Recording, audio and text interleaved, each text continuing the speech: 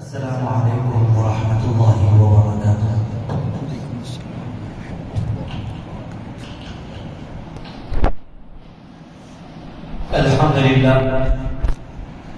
الحمد لله رب العالمين، نحمده ونصلي ونسلم على رسوله الكريم، أما بعد، فقد قال سبحانه وتعالى في الكلام المتين والفرقان الحميد: أعوذ بالله من الشيطان الرجيم، بسم الله الرحمن الرحيم.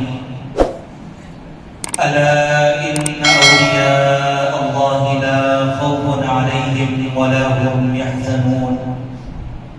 وقال سبحانه وتعالى: ولو أن أهل القرى آمنوا واتقوا لفتحنا عليهم بركات من السماء والأرض. صدق الله العظيم. إن الله وملائكته يصلون على النبي يا أيها الذين آمنوا صلوا عليه وسلموا تسليما. اللهم صل على سيدنا محمد وعلى آله وصحبه أفضل صلواتك وعدد معلوماتك وبارك وسلم. حضرت صدر جلسہ و تنظیم ائمہ اہل سنت والجماعت فاروق نگر، شاد نگر، امام و خطیب مسجد ہادہ اور دیگر قابل احترام حاضرین و سامعین، اللہ رب العزت کا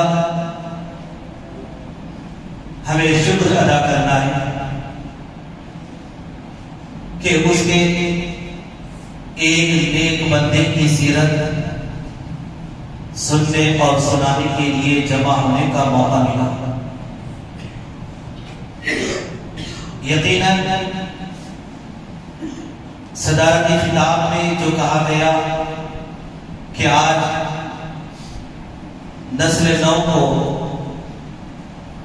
اپنی زندگیوں میں انقلاب پیدا کرنا ہے، یقیناً یہ محفلیں بظاہر مختصر نظر آتی ہے، لیکن انقلاب کے لیے تعداد نہیں دیکھی جاتی، بلکہ ان کا جذبہ اور ان کا جوش دیکھا جاتا ہے۔ تو آج ہم دیکھیں، ساری دنیا کا جائزہ لیں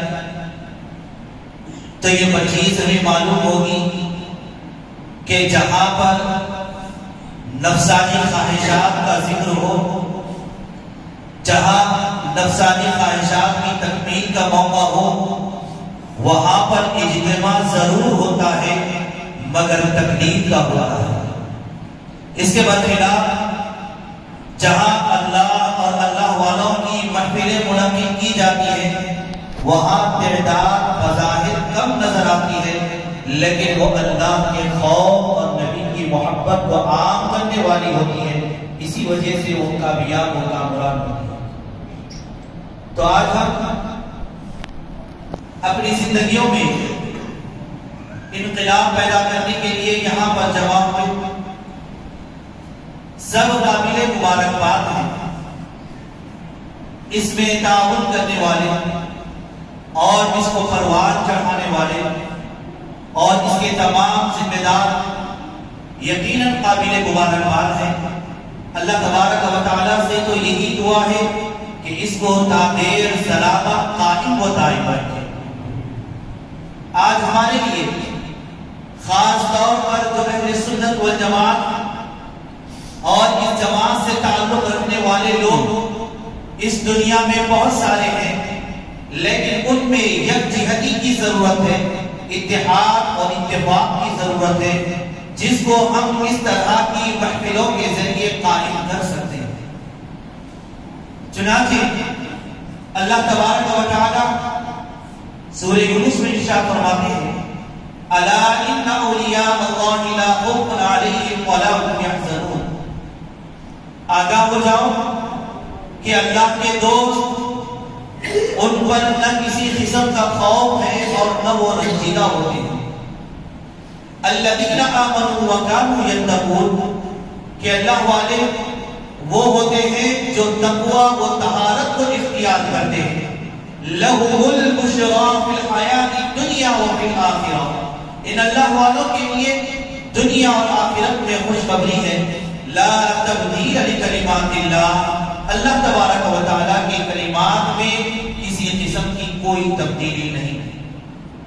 تو ہم اس طرح کی آیتوں کا اگر ہم جائزہ لیں تو ہمیں معلوم ہوگا کہ اللہ رب العزت کا یہ کلام جو قیامت تک رہنے والا ہے، جس کا حکم قیامت تک باقی رہنے والا ہے، اور اس حکم پر عمل کرنے والے قیامت تک باقی رہیں گے، تو پھر اگر ہم یہ تصور کریں کہ اب اللہ والے کہاں ملیں گے، وہ مقام نہیں رہا، وہ زمانہ نہیں رہا اور وہ وقت نہیں رہا، تو ہمارا یہ خیال، ہمارا یہ سوچنا، ہماری یہ فکر بالکل غلط ہے، کیونکہ ہم نے قرآن کے خلاف اپنے ذہن کو بنا دیا ہے. جبکہ ہم دیکھیں کہ قرآن کو اللہ تبارک و تعالیٰ نے نازل کیا، یہ قرآن قیامت تک باقی رہے گا. جب قرآن قیامت تک باقی ہے تو پھر قرآن کے احکام بھی قیامت تک باقی ہے. جب قرآن کے احکام قیامت تک باقی ہے تو پھر یاد رکھنا کہ اللہ والے بھی قیامت تک رہیں گے اور ان میں کوئی تبدیلی نہیں ہو سکتی. تو یہ اللہ والے، ان کا سلسلہ قیامت تک چلتا رہے گا. ہماری اپنی نظریں وہ طاقت والی نہیں ہے، ہمارا دیکھنا وہ کامیابی کا نہیں ہے عمل جیسا کہ ہونا چاہیے تھا. تو اس لیے ہمیں اس کامیابی کی راہ کو پانے کے لیے ضرورت ہے کہ ہم قرآن کو سمجھ کر پڑھنے کی کوشش کریں اور قرآن کی تلاوت کریں، تو اس نیت کے ساتھ کریں کہ یہ قرآن ہمارے لیے کامیابی کی ضمانت بن جائے. اگر ہم یہ کام کریں گے تو یقیناً کوئی مشکل نہیں ہے. اور ہم حالات دیکھیں، مارچ سے لے کر اب اگلا مہینہ شروع ہوگا تو 1 سال مکمل ہو جائے گا. تو یہ حالات کا ہم جائزہ لیں تو یہ حالات ہمیں جھنجھوڑ کر کہہ رہے ہیں کہ لوگوں، انقلاب آئے گا، یہ تبدیلیاں آتی رہیں گی، لیکن ناکام وہی ہوگا جو اللہ رب العزت کے ذکر سے غافل ہو جائے گا، اور کامیاب وہی ہوگا کہ حالات کسی طرح سے بھی آ جائے لیکن وہ اللہ کو اور قرآن کو تھامے رکھے گا تو اللہ اس کو ہر حال میں کامیابی سے پاتا رہے گا. تو یقیناً ایسی چیز کو ہمیں اختیار کرنے کی ضرورت ہے. ہم دیکھیں ملک بند ہو چکا تھا، حالات تبدیل ہو چکے تھے اور گھر سے باہر نکلنا مشکل ہو چکا تھا. ایسے حالات میں ہم اپنی زندگیوں کا جائزہ لیں کہ ہم کیسی زندگی گزارے ہیں. ہم اپنی زندگیوں میں دیکھیں، گھر میں ہم بیٹھے رہے، ہمارا کام کیا تھا، ہم بیٹھتے بیٹھتے تھک چکے تھے، لیٹتے لیٹتے تھک چکے تھے. اب ہماری ذمہ داری تھی کہ ایسے فرصت کے وقت میں ہم راضی کریں تو کس کو راضی کریں. کامیاب ہے وہ لوگ جو اللہ کو راضی کیے، اللہ کے حبیب کی محبتوں کو حاصل کیے، اور ناکام ہے وہ جو اتنا بہترین موقع پا کر بھی انہوں نے اللہ کے ذکر سے اپنے آپ کو غافل بنا لیا. اللہ فرماتا ہے کہ جو اللہ کے کلام کو بہترین طریقے سے پڑھے گا اللہ تبارک و تعالیٰ اس کو ہر لمحہ کامیابی و سرفراز عطا فرمائے گا. یہ حالات اتنے مشکل نہیں تھے، یہ حالات اتنے سخت نہیں تھے جتنے کہ حضرت خواجہ غریب نواز رحمۃ اللہ علیہ کی زندگی میں گزرے ہیں. اور جو آپ پر مشقتیں، صعوبتیں، مشکلات، پریشانیاں آئی ہیں، ان پریشانیوں کے مقابلے میں ہمارے 1 سال کے حالات کوئی حیثیت رکھنے والے نہیں ہیں. لیکن ہم ان حالات میں پیچھے ہٹ چکے ہیں، ہم ان حالات میں اپنی زندگیوں میں انقلاب پیدا کرنے سے ہم کوتاہی کر چکے ہیں. لیکن اب بھی موقع ہے کہ ہمارے لیے یہ محفل کامیابی کی راہ بتا رہی ہے کہ لوگوں وقت آ رہا ہے تمہاری زندگیوں میں انقلاب پیدا کرنے کا موقع. اللہ والوں کو تلاش کرو، اللہ والوں کی زندگیوں کا جائزہ لو. اللہ والوں کو کہاں تلاش کرے، اللہ والوں کو کیسے ان سے ملاقات کرے، کہاں ان کی صحبتیں اختیار کرے. تو بتایا گیا کہ حدیث پاک میں آیا، حضرت اسماء بنت یزید رضی اللہ عنہا فرماتی ہے کہ ایک مرتبہ حضور پاک علیہ السلام صحابہ رضی اللہ عنہم اجمعین کی محفل میں ہیں اور فرماتے ہیں کہ الا انبئکم بخیارکم، کیا میں تمہیں یہ نہ بتاؤں کہ تم میں بہترین کون ہے، تم میں اللہ والے کون ہیں، اللہ کے قریب قربت حاصل کرنے والے کون ہیں. تو بتایا گیا کہ حضور پاک علیہ السلام آپ ہی فرمائیے کہ اللہ والے کون ہیں، بہترین کون ہے. تو حضور فرماتے ہیں خیارکم الذین اذا ذکر اللہ، تم میں بہترین وہ ہے، تم میں اللہ والے وہ ہے جنہیں دیکھتے ہی تمہیں اللہ یاد آ جائے. تو آج ہمیں ہمارے درمیان علماء موجود ہیں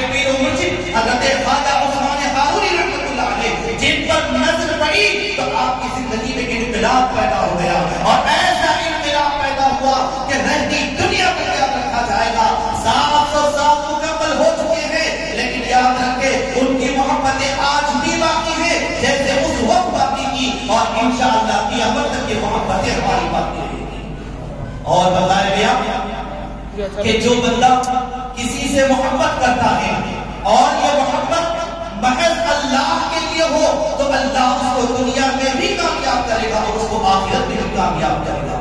بتایا گیا کہ قیامت کا دن ہوگا، وہاں پر اللہ تبارک و تعالی دو قسم کے لوگوں کو جمع کرے گا اور دونوں کو برابر کرے گا اور بتائے گا کہ یہ دونوں دنیا میں آپس کو ایک دوسرے کو تو نہیں جانتے تھے، لیکن ان کو اس لیے یہاں پر جمع کیا گیا کیونکہ یہ دونوں ایک دوسرے سے بغیر دیکھے محبت کا اختیار کیا کرتے تھے اور یہ محبت صرف اللہ کی رضا کی سبب سے تھی اور کوئی اور مقصد ان کا نہیں تھا، بس یہ دونوں دیکھے نہیں آپس میں دوسرے کو، لیکن محبت اللہ کی وجہ سے ہو گئی، اسی وجہ سے اللہ نے قیامت کے دن ان دونوں کو ایک جگہ کر دیا۔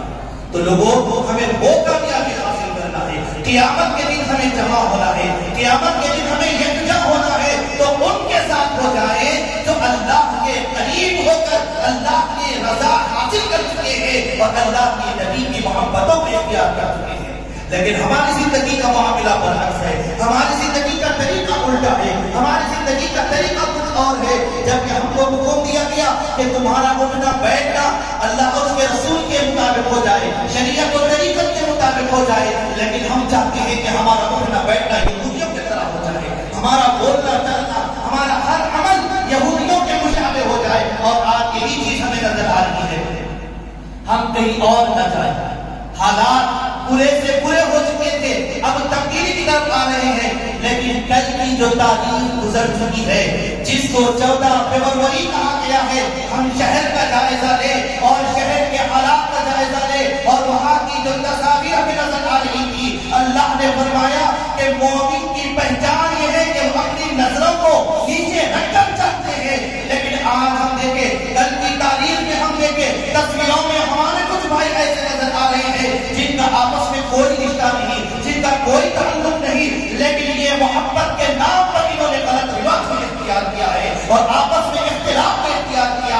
اللہ رب العزت کیا اسی لیے ہمیں دنیا میں بھیجا ہے کہ ہم اللہ کو ناراض کرتے رہے، اللہ کی ناراضگی کو بولتے رہے؟ ہرگز نہیں بھیجا ہے، بلکہ اللہ ہمیں یہاں پر بھیجا ہے تو الذی خلق الموت والحیات لیبلوکم ایکم احسن عملا، کہ اللہ موت اور زندگی کو پیدا کیا، کیوں پیدا کیا؟ اس لیے کہ تم کو آزمائے کہ کون تم میں کتنے اچھے عمل کریں گے۔ ان کے سامنے ہم مرحلہ تصاویر دیکھتے رہیں گے، ان کے سامنے ہم دنیا کی خواہشات کی تکمیل ہونے والی چیزیں دیکھتے رہیں گے، تو یہ سمجھیں گے کہ یہی ہم کو کرنا ہے اور اسی چیز کو ہمیں اختیار کرنا ہے۔ اور آج ساری دنیا اور سارے یہودی مل کر جو منصوبہ بنائے تھے، آج وہ منصوبے میں کامیاب نظر آ رہے ہیں۔ ان کا منصوبہ یہی تھا کہ اسلام سے مسلمانوں کو دور کر دیا جائے، معصوم بچوں کو اسلام سے دور کر دیا جائے۔ چنانچہ انہوں نے تعلیم کا جو سلسلہ، آج مدارس کو بند کر دیا گیا، آج اسکولوں کو بند کر دیا گیا،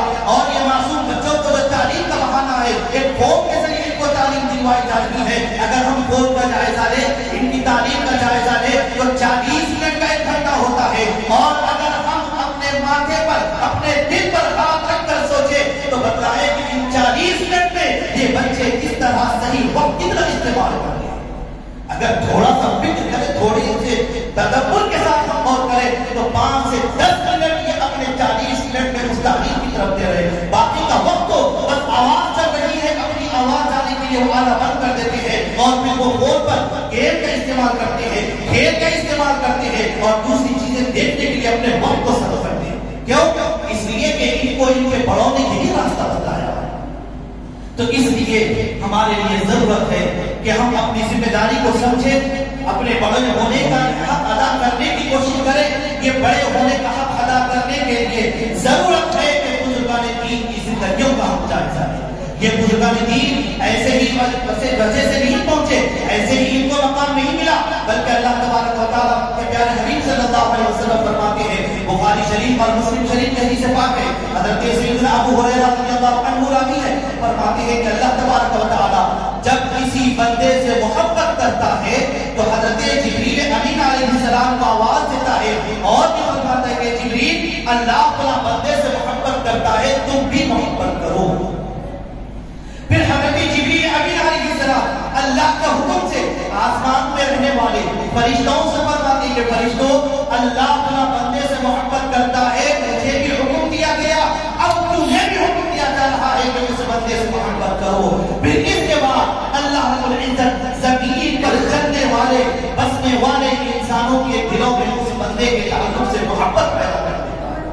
تو یہ اللہ والوں کی محبت ایسے ہی ہمارے دلوں میں پیدا نہیں ہوئی، بلکہ اللہ نے اس محبت کو اپنایا، فرشتوں نے اس محبت کو اپنایا، اس کے بعد اس محبت کو ہمیں اپنانے کی توفیق نصیب ہوئی۔ یہ ہر ایک کو توفیق نہیں ملتی ہے، ہمیں ملی ہے، ہمیں اس کو غنیمت جاننا ہے، اس کی اہمیت کو ہمیں جاننا ہے، اس لیے ہمیں اللہ والوں کی سیرت سے واقف ہونا ہے تاکہ ہماری زندگی میں انقلاب پیدا ہو جائے۔ حضرت خواجہ غریب نواز رحمۃ اللہ علیہ آپ جب اجمیر کی طرف تشریف لائے تو آپ کی سیرت میں بیان کیا گیا کہ تقریباً 90,000 لوگوں نے آپ کے ہاتھ پر بیعت کی اور اسلام میں داخل ہو گئے۔ یہ کوئی معمولی واقعہ نہیں ہو سکتا ہے۔ آج ہم دیکھیں ایک غیر مسلم کو اپنی طرف مائل نہیں کر سکتے ہیں اور کسی ایک غیر مسلم کو اپنی طرف لا نہیں سکتے، کیوں؟ اس لیے کہ ہماری زندگی ہی ویسی نہیں ہے جیسی ہونی چاہیے تھی۔ حضرت خواجہ غریب نواز رحمۃ اللہ علیہ کی زندگی کو دیکھیں کہ آپ نے جب سفر اجمیر تک کا کیا تو تقریباً 90,000 لوگوں نے اسلام کو قبول کیا۔ تو کیوں؟ بس آپ کے اخلاق کو انہوں نے دیکھا، آپ کے کردار کو انہوں نے دیکھا، آپ کی گفتار کو انہوں نے دیکھا، آپ کے طور طریقوں کو انہوں نے دیکھا، آپ کی عبادتوں کو انہوں نے دیکھا اور آپ کی ریاستوں کو انہوں نے دیکھا، اور یہ سب چیزیں دیکھ کر انہوں نے یقین کر لیا کہ ایسے ہی مذہب کو ہمیں ماننے کی ضرورت ہے، اس لیے وہ تمام کے تمام اسلام میں داخل ہو چکے ہیں۔ تو آج ہندوستان والوں پر یہ بڑا احسان ہے کہ اللہ رب العزت نے حضرت خواجہ غریب نواز رحمۃ اللہ علیہ کو یہاں پر بھیجا ہے کہ آپ جس وقت تشریف لائے اس وقت آتش پرستوں کا غلبہ تھا، اس وقت بت پرستوں کا غلبہ تھا، اس وقت اللہ کی مخالفت کرنے والوں کا غلبہ تھا، اور اس وقت اسلام کا کوئی بول والا یہاں پر نہیں تھا۔ لیکن اللہ رب العزت جو فرماتا ہے وہی ہوتا ہے کہ آپ ایک شخصیت کے ذریعے اللہ رب العزت نے سارے ہندوستان میں اسلام کا غلبہ عطا فرما دیا۔ تو آج جنہوں نے اپنی ساری زندگی اسلام کے لیے وقف کر دی ہے، ان کی حیات کے لیے ہم یہاں پر جمع ہوئے ہیں، ان کی احترام کے لیے ہم یہاں پر جمع ہوئے، اور اللہ کی ذات سے پوری امید ہے کہ اللہ رب العزت ہمیں اس محفل کے ذریعے کامیابی اور سرفرازی ضرور عطا فرمائے گا۔ شرط ہے کہ ہم اپنی زندگیوں میں انقلاب پیدا کرنے کے لیے اپنے آپ کو تیار کر دیں۔ حضرت خواجہ غریب نواز رحمۃ اللہ علیہ کے فرمان میں دیکھیں کہ آپ فرماتے ہیں گناہ کو تو ہم عام طریقے سے سمجھتے ہیں کہ گالی دے دینا، تکلیف دینا یہ تو گناہ ہے، لیکن بتایا گیا کہ اپنے آپ میں جو فرصت کا وقت آتے ہیں اور اس وقت میں اگر کوئی اللہ کے ذکر سے اپنے آپ کو معافی کر لیتا ہے تو وہ بھی گناہ ہے۔ تو یہ چیز ہمیں ذہن میں رکھنے کی ضرورت ہے۔ آج 24 گھنٹوں کا ہم جائزہ ہے، کتنی فرصت کا وقت ہمیں ملتا ہے، کتنے گھنٹے ہمیں فرصت کے ملتے ہیں۔ ہم فون میں لگ جائیں، گھنٹوں ہمارے بیت جائیں گے، گھنٹوں ہمارے نکل جائیں گے۔ ایک وقت تھا ہمارے اسلاف، ہمارے بزرگان دین، ہمارے اپنے بڑوں کو جب وہ بیٹھتے ہیں تو کوئی بچہ ہمت نہیں کرتا کہ ان کے سامنے کھڑے رہے، ان کے سامنے بیٹھے۔ لیکن آج دیکھیں اولاد اپنے باپ کے سامنے بیٹھ کر، اولاد اپنی ماں کے سامنے بیٹھ کر، چھوٹے اپنے بڑوں کے سامنے بیٹھ کر فون کا استعمال کرتے ہیں، بلا جھجک وہ گانوں کا بھی استعمال کرتے ہیں، بلا جھجک وہ غیر شرعی امور کو دیکھنا چاہتے ہیں، اور بڑے بھی اس پر کوئی روک نہیں لگاتے ہیں۔ یہ بعض گھرانوں میں ہے، لیکن یاد رکھیں کہ اگر ایک غلطی کرے تو اس ایک غلطی کی سزا اس طرح کے سارے لوگوں کو ملتی ہے اور سارے اس طرح کے لوگ نشان بن جاتے ہیں۔ تو اس لیے ہمیں وہ کام نہیں کرنا ہے جس سے ہم بھی بدنام ہو، ہمارا معاشرہ بھی بدنام ہو، ہمارے گھر والے بھی بدنام ہو۔ ایسا کام ہمیں ہرگز نہیں کرنا چاہیے۔ ہم اپنے فون کا استعمال کریں، ضرورت کے تحت کریں، ہم اچھی چیزوں کے لیے استعمال کریں اور دینی معلومات کے لیے استعمال کریں، یہ بڑا اچھا ہے، کیونکہ اللہ تبارک و تعالیٰ نے خود فرمایا کہ تم دین کو بھی اختیار کرو، دنیا کو بھی اختیار کرو، لیکن غلبہ دین کا ہونا چاہیے، دنیا کا کبھی نہیں ہونا چاہیے۔ جیسا کہ مقام پر اللہ تبارک و تعالیٰ نے فرمایا وَلَوْ أَنَّ أَهْلَ الْقُرَىٰ آمَنُوا وَاتَّقَوْا لَفَتَحْنَا عَلَيْهِمْ بَرَكَاتٍ مِّنَ السَّمَاءِ وَالْأَرْضِ۔ اگر گاؤں والے ایمان لائے، تقوی کو اختیار کیے، اللہ فرماتا ہے کہ ہم آسمان اور زمین سے ان کے لیے برکتوں کے دروازے کھول دیں گے۔ آج ہمیں وہ برکتوں کے دروازے حاصل کرنے کی ضرورت ہے۔ دیکھیں دو چیزیں بڑی اہمیت والی ہوتی ہیں، اور عربی میں بھی یہ دو چیزیں استعمال ہوتی ہیں، اردو میں بھی دو چیزیں استعمال ہوتی ہیں، ایک ہی چیز عربی میں اور اردو میں استعمال ہوتی ہے، اور وہ ہے ایک کثرت اور ایک ہے برکت۔ یہ دونوں عربی میں بھی استعمال ہوتے ہیں اور اردو میں بھی استعمال ہوتے ہیں۔ کثرت کیسے ہوتی ہے؟ اگر کسی کے پاس مال زیادہ ہو جائے تو کہتے ہیں کہ ان کے پاس مال کی کثرت ہے، مال کی زیادتی ہے۔ اگر کسی کے پاس اولاد زیادہ ہو تو کہتے ہیں کہ اولاد کی کثرت ہے۔ اگر کسی کے پاس جائیداد ہو تو کہتے ہیں کہ جائیداد کی کثرت ہے۔ تو یہ کثرت کا استعمال کیا جا رہا ہے، زیادتی کا استعمال کیا جا رہا ہے، اور اس کے برعکس دیکھیں کہ ایک ہوتی ہے برکت۔ اب دونوں میں بڑا فرق ہے۔ آج ہم کثرت کے پیچھے پڑے ہیں، اسی وجہ سے ناکام ہے۔ ہم کثرت کے طرفدار ہیں، اسی وجہ سے ہم ناکام ہیں۔ کثرت کے طرفدار ہونا یہ ایمان والوں کی شان نہیں ہوتی ہے، بلکہ ایمان والوں کی شان برکت طلب کرنا ہوتی ہے۔ چنانچہ کثرت سے اگر ہم قائل ہو جائیں تو کیا ہوتا ہے؟ ہم غور کریں کہ اگر مال زیادہ ہو جائے تو یہ مال کی کثرت ہوگی۔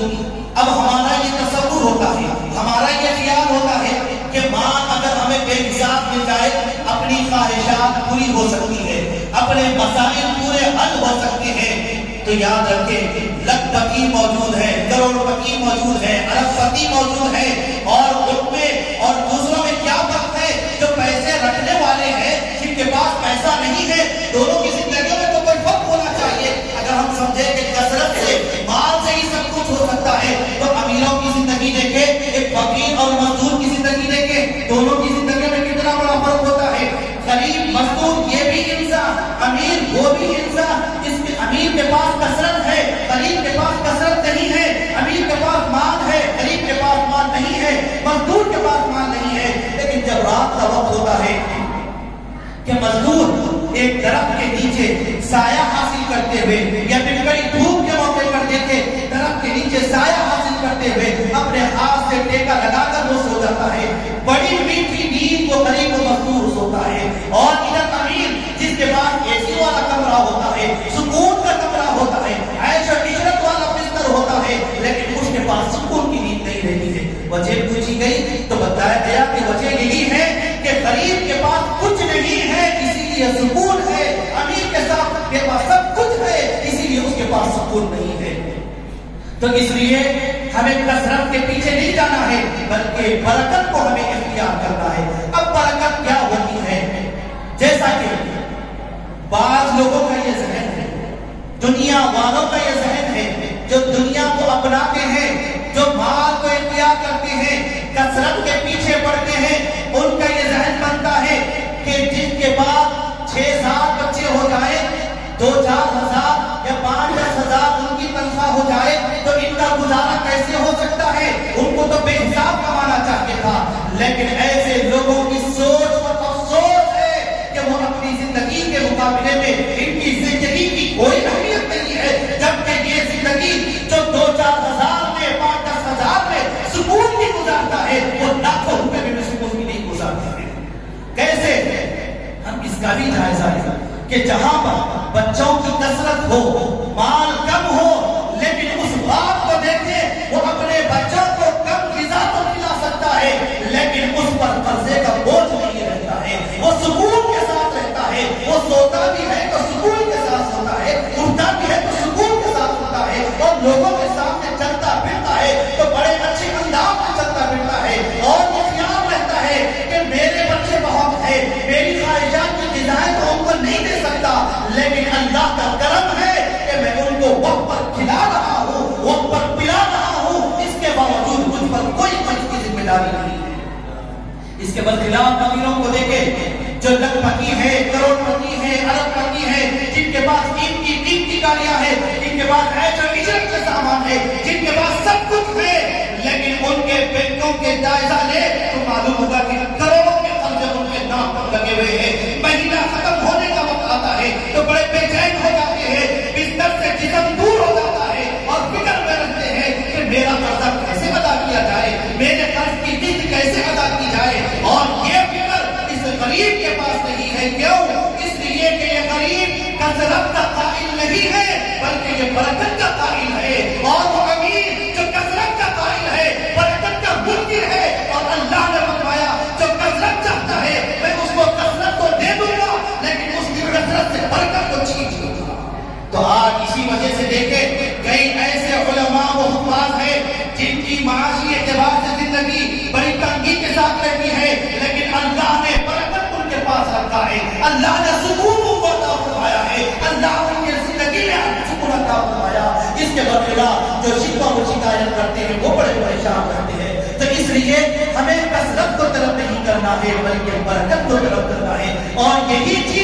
ہمیں حضرت خواجہ فرید نواز رحمت اللہ علیہ نے بتا دیا.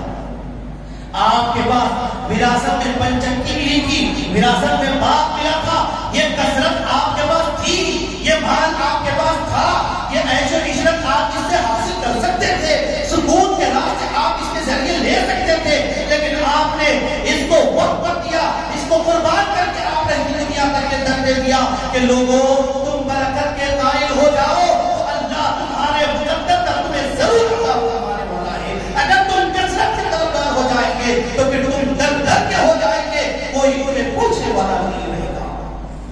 تو اس لیے بزرگوں اور بھائیوں نوجوانوں، ہم آسمان اور زمین سے برکت حاصل کرنے والے بن جائیں.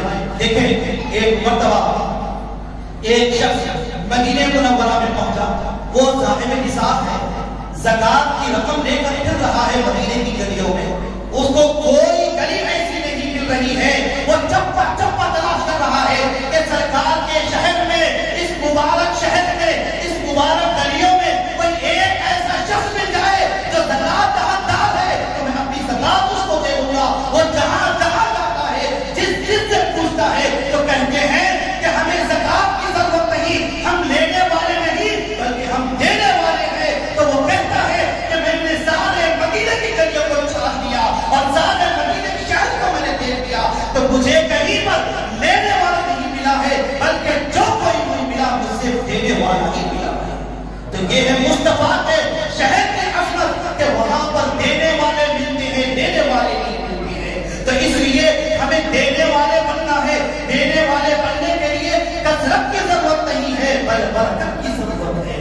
اللہ رب العزت اگر ہمیں 1000 روپے دے رہا ہے تو ہم برکت کو طلب کرنے والے بنے، ہم کثرت کو طلب کرنے والے نہ بنے. اب کثرت کیسے ہوتی ہے؟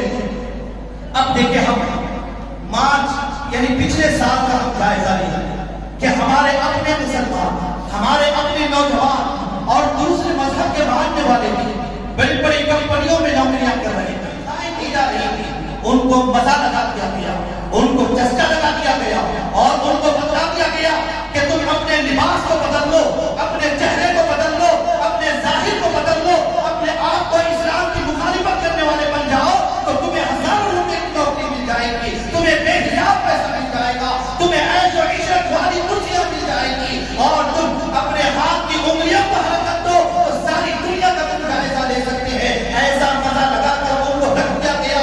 وہ کچھ سال گزارتے رہے، کوئی 25,000 کمایا، کوئی 50,000 کمایا، کوئی 75,000 کمایا، بہرحال اپنی اپنی طاقت کے مطابق کماتے رہے. اب یہ حالات خراب ہو گئے تو کوئی کسی پر روک لگا دیا کہ تم اپنے گھر میں بیٹھ کر کام کرو، اپنے فون کے ذریعے کام کرو، اپنے کمپیوٹر کے ذریعے کام کرو، اپنی سہولتوں کے ذریعے کام کرو. تو کوئی کمپنی والے یہ روک لگائے کہ تمہیں آدھی تنخواہ دی جائے گی اور تم آدھی تنخواہ میں اپنا کام کیا کرو. پابندیاں تمہیں لگا دی گئی ہے. اب تو 2 ہفتے پہلے یہ شہر کا جائزہ لیا گیا تو ایک ہی دن میں پورے کمپنیاں مل کر اتحاد کے طور پر 300 لوگوں کی نوکریوں کو انہوں نے برخاست کر دیا.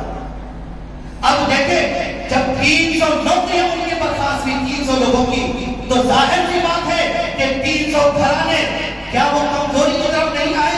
کیا ان کا معاشی اعتبار سے کمزوری ان کے پاس نہیں ہوئی؟ ضرور ہوئی. کیوں؟ اس لیے کہ انہوں نے جو جائزہ لیا کہ آج ہم 5,000 کما رہے ہیں وہ تو 25,000 مل رہے ہیں تو 20,000 کا فرق ہے. تو انہوں نے اس وقت کو دیکھا، انہوں نے کثرت کو دیکھا کہ 5,000 کی برکت کو انہوں نے نہیں دیکھا.